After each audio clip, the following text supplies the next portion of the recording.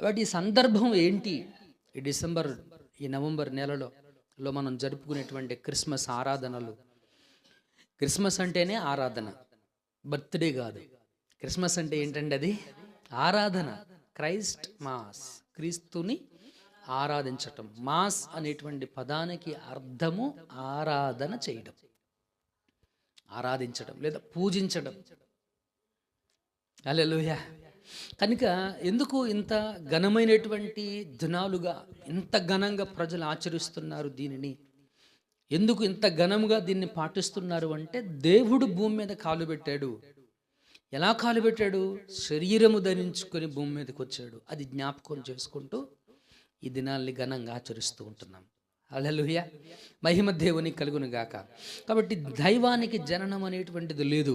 వాక్యం చెప్పింది ఆయన వచ్చెను. రావాలంటే